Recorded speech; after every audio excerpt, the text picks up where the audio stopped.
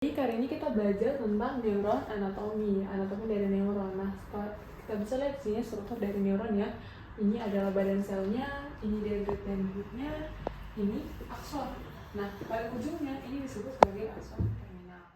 Nah, bisa kita lihat berdasarkan ini struktur apaan sih? Polar, bipolar. Ntar malam makan apa ya? Nasi goreng yang enak nih kayaknya nih. Kenapa sih kamu? Detik katanya nggak fokus gitu. Aku nggak tahu nih, dari tadi udah ngeliatin pelajarannya, udah aku ulang-ulang, tetep aja nggak bisa masuk kotak aku. Emang kenapa kamu? Udah aku liatin dari tadi, udah aku cari yang mana, tapi aku malah kepikiran yang lain. Kayaknya otak akang perlu stimulus deh, Kang. Wow.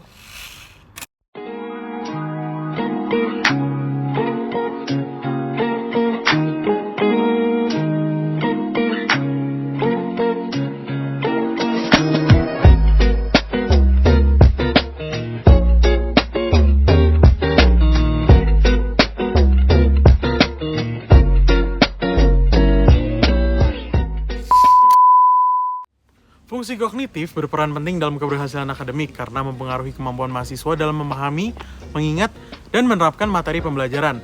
Hasil Cognitive Failure Questionnaire CFQ yang dilakukan pada mahasiswa Blok NBSS Fakultas Kedokteran Universitas Padjadjaran menunjukkan bahwa sebagian mahasiswa mengalami gangguan kognitif yang dapat berdampak pada konsentrasi dan daya ingat mereka saat belajar.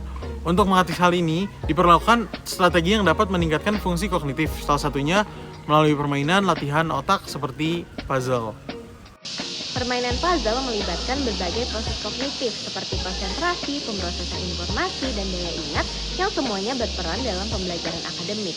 Beberapa penelitian menunjukkan bahwa aktivitas ini dapat meningkatkan fokus dan kecepatan berpikir sehingga membantu mahasiswa dalam memahami materi dengan lebih baik. Namun masih diperlukan bukti ilmiah lebih lanjut mengenai efektivitas puzzle dalam meningkatkan fungsi kognitif. Penelitian ini bertujuan untuk mengevaluasi pengaruh permainan puzzle terhadap fungsi kognitif mahasiswa menggunakan struk test. Mahasiswa akan dibagi menjadi dua kelompok. Satu kelompok menjalani struk test sebelum dan sesudah menyusun puzzle, sementara kelompok lainnya hanya menjalani struk test tanpa intervensi puzzle. Hasil dari kedua kelompok akan dibandingkan untuk melihat apakah permainan puzzle dapat memberikan peningkatan fungsi kognitif yang signifikan. Jika terbukti efektif, permainan puzzle dapat menjadi metode sederhana dan mudah diterapkan untuk membantu mahasiswa meningkatkan konsentrasi dan performa akademik mereka. Ada dua tujuan dari penelitian ini, yaitu yang pertama adalah untuk mengetahui pengaruh permainan puzzle terhadap peningkatan fungsi kognitif dan performa akademik mahasiswa. Lalu yang kedua adalah untuk mengetahui efektivitas permainan puzzle dalam peningkatan fungsi kognitif dan performa akademik mahasiswa melalui perubahan hasil struk test. Penelitian ini menggunakan desain kuasi eksperimental dengan pendekatan pre-test dan post-test group control. Subjek penelitian dibagi menjadi dua kelompok, yaitu kelompok dengan intervensi yang diberikan permainan puzzle dan kelompok kontrol tanpa intervensi. Subjek penelitian kami adalah mahasiswa Fakultas Kedokteran Universitas Padjadjaran angkatan 2022 sampai 2024 yang sedang menjalani Blok NBSS. Subjek ini dipilih karena keseragaman metode pembelajaran dalam tutorial sehingga mengurangi bias akibat perbedaan kondisi pembelajaran. Tahapan penelitian. Yang pertama, kami menyusun kuesioner untuk mengukur fungsi kognitif peserta, lalu menyebarkan kuesioner kepada subjek peneliti, lalu mempersiapkan alat penelitian seperti aplikasi struk test dan permainan puzzle, lalu melakukan pengambilan data pada subjek penelitian, dan terakhir yaitu mengolah dan menganalisis data hasil penelitian. Penelitian ini menggunakan Cognitive Failure Questionnaire atau CFQ untuk mengukur tingkat gangguan kognitif pada 50 mahasiswa. Hasilnya menunjukkan bahwa rata-rata skor CFQ adalah 43,9 dengan standar deviasi 17 dan sebanyak 58% mahasiswa memiliki skor tinggi yaitu di atas atau sama dengan 43 menunjukkan perlu adanya intervensi kognitif. Analisis subskala menemukan bahwa mahasiswa cukup sering mengalami kelupaan atau forgetfulness dengan rata-rata 1,8. Namun, gangguan perhatian atau distractibility merupakan aspek yang paling dominan dengan rata-rata 2, menandakan bahwa mahasiswa mudah terdistraksi. Sementara itu, kesalahan tindakan atau fault triggering terjadi dengan frekuensi lebih rendah, yaitu skor rata-rata 1,44. Tingginya skor disability berpotensi besar mengaruhi performa akademik, terutama dalam aktivitas yang membutuhkan konsentrasi penuh seperti membaca, menganalisis masalah, dan juga menyelesaikan tugas akademik yang lain. Oleh karena itu, strategi untuk meningkatkan fokus dan mengurangi gangguan kognitif sangat penting untuk mendukung keberhasilan akademik mahasiswa. Dalam analisis pretest post-test, kelompok intervensi dan kelompok kontrol, uji normalitas menunjukkan bahwa data kelompok intervensi yaitu yang diberikan intervensi puzzle berdistribusi normal dengan P0,536, sementara kelompok kontrol tidak berdistribusi normal dengan P0,001. Karena itu, uji hipotesis dilakukan dengan Medwin-Yu test.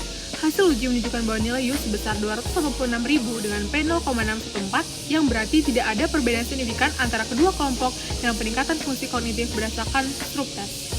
Hasil ini menunjukkan bahwa intervensi permainan puzzle belum memberikan dampak yang signifikan terhadap peningkatan fungsi kognitif mahasiswa.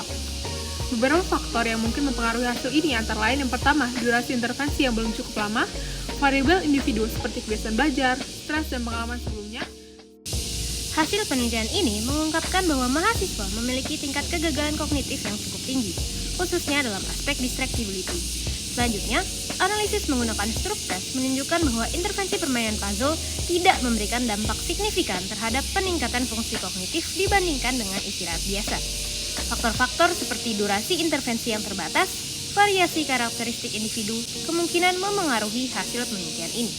Oleh karena itu, diperlukan studi lebih lanjut dengan metodologi yang lebih komprehensif untuk menilai secara lebih mendalam efektivitas permainan puzzle dalam meningkatkan fungsi kognitif dan performa akademik mahasiswa.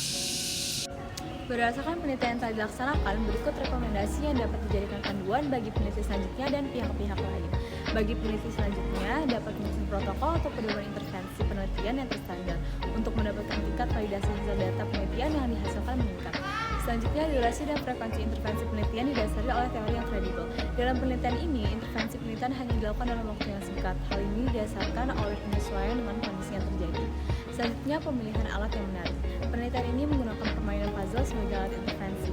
Namun, berdasarkan hasil yang didapatkan dari penelitian ini, terdapat hipotesis baru bahwa partisipan mengalami kejenuhan atau tidak termotivasi untuk menyelesaikan permainan ini dengan waktu 3 menit. Sehingga penelitian selanjutnya diharapkan melakukan analisis preferensi partisipan melalui survei sebelum dilakukan intervensi. Selanjutnya, spesifikasi variabel. Peneliti selanjutnya diharapkan memperhatikan variabel tidak terkontrol seperti kualitas tidur, tingkat stres, atau aktivitas yang dilakukan sebelum dilakukannya intervensi. Bagi mahasiswa, hasil dari penelitian ini memberikan landasan yang relevan dan referensi bagi mahasiswa yang akan melakukan eksplorasi lebih lanjut mengenai metode peningkatan fungsi kognitif. Adanya saran tersebut diharapkan dapat memberikan peluang untuk inovasi dan perkembangan yang lebih baik untuk kedepannya.